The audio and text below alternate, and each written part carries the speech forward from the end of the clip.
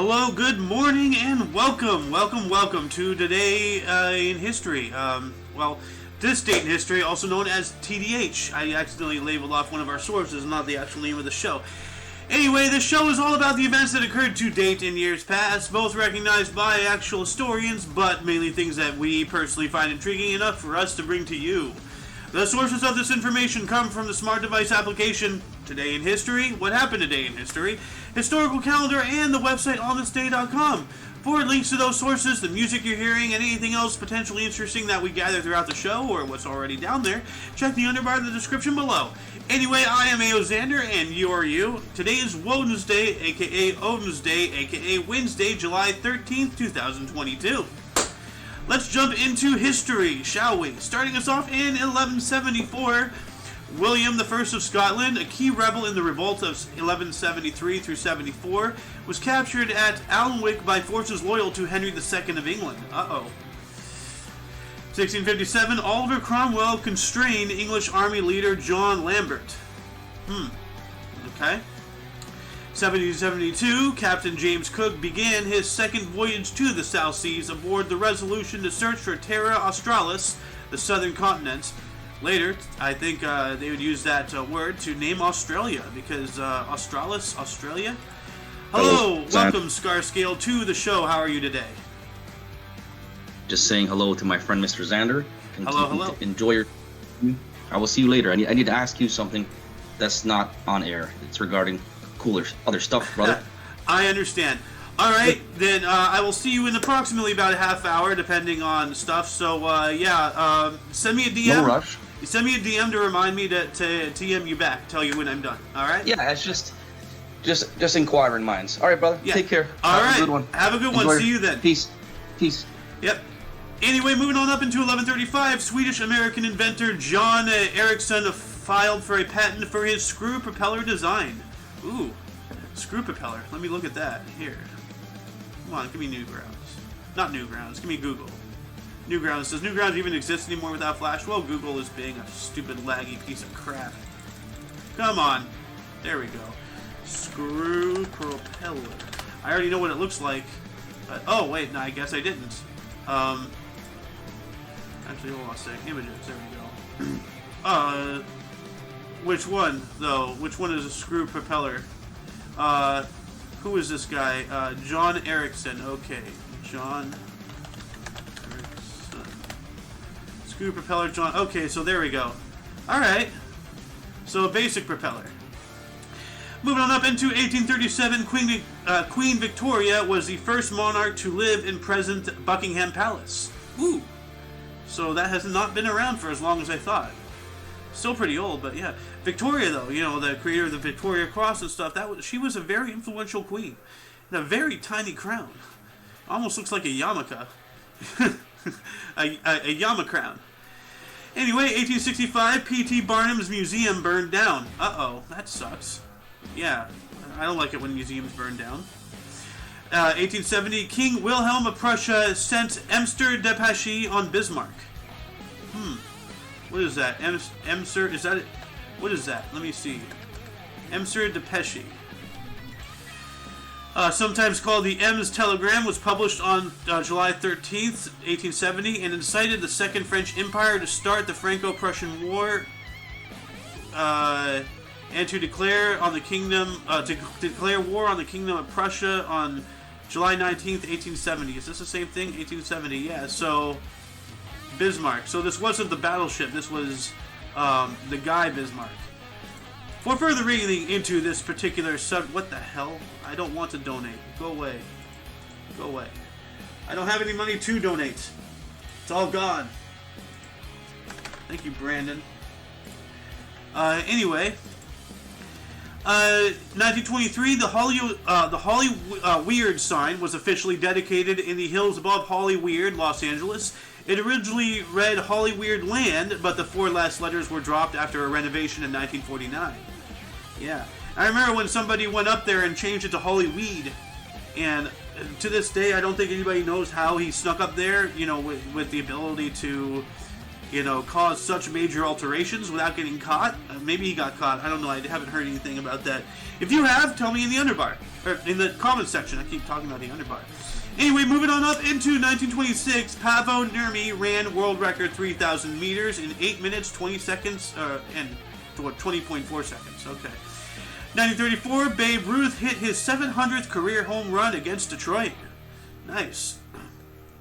1 year later, 1935, Richard Strauss resigned as chairman of Reichskulturkammer. What the hell is that? These damn German words and their craziness. The Reich Chamber of Culture was a government agency in Nazi Germany. Okay, well, that's probably why. Alright, you know what? I'm going to add this link into the underbar as well for further reading. Because history is important, even the bad bits. Moving on up into 1939, Frank Sinatra made his recording debut with the Harry James Orchestra singing From the Bottom of My Heart and Melancholy Mood. Pardon me. 2 years later, 1941, PGA Championship men's golf, Cherry Hills Country Club, Vic Gezzi won his only major title over defending champion Byron Nelson in 38 holes. That's a lot of holes. That's a lot of holes for two men to fill, if you know what I mean. 1949, Pope Pius XII excommunicated communist Catholics. Good. 1950, doctors removed 7 bone fragments from Ted Williams' elbow. What? Is this the guy who broke his elbow? Is that bone fragments was his elbow? What the hell? That's frightening. 1955, industrialist Cyrus Eaton first offered to host a conference on dangers of nuclear weapons in Pugwash, Nova Scotia. What a name, Pugwash. I wonder if that's where the name of the breed of dogs came from. Pug, If you want your pugs washed, they're the best, dog groomers for that species. I don't know what I'm doing. 1960, U.S. Democratic Convention nominated JFK as presidential candidate. 2 years later, 1962, British Open men's golf at Royal Troon. Arnold Palmer won his second consecutive Open, 6 strokes clear of runner-up Cal Nagle of Australia. 1969, North Ireland loyalist Ian Paisley addresses a crowd at Longall, County Antrim, and is reported to have said, quote, "I am anti-Roman Catholic, but God being my judge, I love the poor dupes who are ground down under that system," end quote. Huh. That doesn't sound too nice or friendly, but 1971, the 42nd MLB All-Star Game at Tiger Stadium in Detroit, Michigan. The American League defeated the National League 6-4. Most valuable player is Frank Robinson of the Baltimore Orioles. OF. I don't know what OF is. Orange Foundation, like what state is that? What state is OF? Let me look at that real quick. What state is OF? 2-letter state. There is no OF. Okay. Well, anyway. Moving on up into 1978, BBC banned Sex Pistols' "No One Is Innocent." Censorship. Pointing out the truth, and that's not what the powers that be want. No one is indeed innocent. 1979, Caliph's Nolan Ryan and Boston's Steve Renko each lost no-hitters in the ninth. Also, 1979, George Harrison released his single "Faster." Okay. 1984, Eddie Van Halen made a guest appearance performing "Beat It" in the Jacksons concert in Dallas, Texas. 365 days later, 1985, New York Yankees retired Roger Maris number 9 and Elston Howard 32 uniforms. 1987, federal judge threw out Betty Midler's $10 million suit against Ford Motor Company, who used a sound-alike voice for their TV commercials. Well, it's obvious what they were doing, so she should have won that case. That's bullshit. Also in 1987, Kylie Minogue released her debut single, "Locomotion." Everybody do the locomotion. 1988, Sting performed his first Rainforest benefit at the Kennedy Center in Washington, D.C. 1993 All-Star MVP Kirby Puckett of the Minnesota Twins. Alright. 1994, former NFL running back, broadcaster, and actor O.J. Simpson, who was charged with murder, gave hair samples for testing. Okay. Also in 1994, Tonya Harding's ex-husband, Jeff Gilloy, sentenced to 2 years in prison for an attack on American Olympic figure skater Nancy Kerrigan. Good. Yeah, that was the guy who tried to, disrupt her or something. Probably tried to kill her. I don't remember. It's kind of foggy. So much history is absorbed in this brain that I can't remember too much. So I just have little bits and pieces of everything. 1997, Senior Players Championship Men's Golf, TPC of Michigan. Larry Gilbert won his lone career major title by 3 strokes from ISO Aoki, Bob Dixon, and Jack Kiefer and Dave Stockton. Why can't I read? 1997 as well, during the U.S. Open Women's Golf at the Pumpkin Ridge Golf Club, Alison Nicholas of England won her lone major title, 1 stroke ahead of runner-up Nancy Lopez. Ah, well, look at that hair. That's really cool. 2003, Senior Players Championship Men's Golf, TPC of Michigan. Craig Standler won his first of 2 Champions Tour major titles by 3 strokes from Tom Kitt, Jim Thorpe, and Tom Watson. Or Tom Kite, my bad. Sorry. Yeah, this guy, Tom Watson's just looking at me. How do you not know how to pronounce kite? Come on, you're an English speaker, you stupid bastard.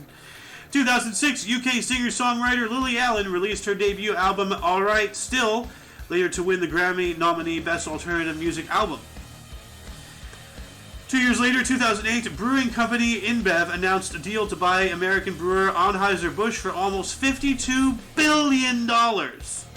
Jesus. 1 year later, 2009, She-Wolf, the lead single from Shakira's 8th album, premiered. I'm going to have to listen to that.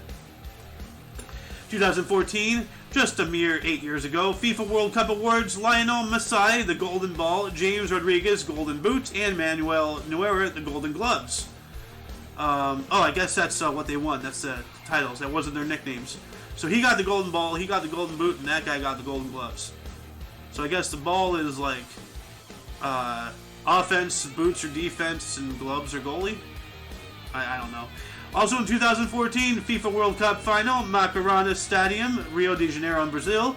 Mario Götze scored an extra time winner as Germany defeated Argentina 1-0. 2016, Theresa May was elected Prime Minister of the United Kingdom by Conservative Party MPs. MP, Minister Primes, or Prime Minister? What is MPs? Military police? I don't know.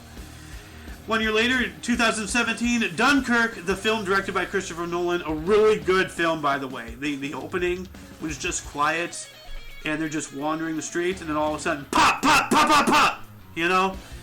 God, that was as real as you can get, aside from Saving Private Ryan and several other films. That was good. Anyway, with ensemble cast including Mark Rylance and Tom Hardy, premiered in London, England. I wish I was there. That was a good movie.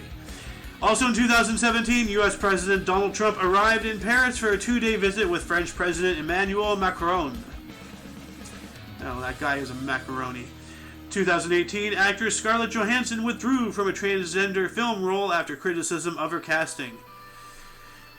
Yeah, what's with all this trans crap? I'm all for trans rights, but stop pushing it down our throats. What do you guys think you are, Catholics? Fucking bunch of Jehovah's Witnesses going around knocking on every major studio hey, let's talk about our Lord and Savior, trans rights. LBGT rights. This rights, that rights. We don't disagree with you people, just fucking stop, 2018, large protests in London against U.S. President Donald Trump, featuring Trump-like baby blimp as President Trump met Queen Elizabeth II in Windsor Castle. I remember that. Let's look at that. Trump blimp. Like a giant baby. Yeah, this one. That's funny. Moving on up, 2019, Wimbledon women's tennis. Wimbledon, I knew you guys were not done with me yet. I was just hoping, but at the very end, you get me when I'm off guard, nip me right in the bud. Simona Halep defeated Serena Williams 6-2, 6-2 in just 55 minutes, the first Romanian to win a Wimbledon singles title. That's pretty good, and there's no better tennis player really other than Bjorn Borg and maybe a few others. I don't know much about tennis. I'm not into it. But Serena Williams is known, and to beat her, becoming the first Romanian to win that title, that's pretty cool. Very few other ways you could have gone about it to be more cool. 2021, just last year, 337 people died in violent protests and looting in South Africa following the jailing of Jacob Zuma, with more than 200 shopping malls set alight. Mostly peaceful, I bet. Anyway, before we move on into bursts, and deaths, were there any articles that grabbed your attention? Anything that you want to expand upon? Any questions you want to, ask? Any answers you want to give? Just open up a dialogue in the comments section. Let's start, keep things going with the show. Anyway, moving on into bursts 100 BC, which stands for before Christ. Not that before Common Era bullshit. Julius Caesar. He was a Roman military and political leader. He was born in Rome, and dying in 44 BC, or July 12th. Okay. I guess old style or something? I don't know.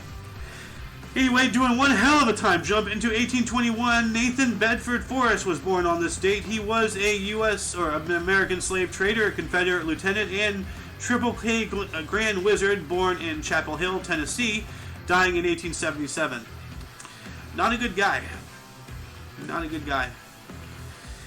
Alberto Ascari was born on this date in 1918. He was an Italian auto racer, the world F1 champion from 1952 and 53, born in Milan, Italy, dying in 1955. The old-timey racing gear right there. Nowadays they wear the big old helmets and everything and all that stuff.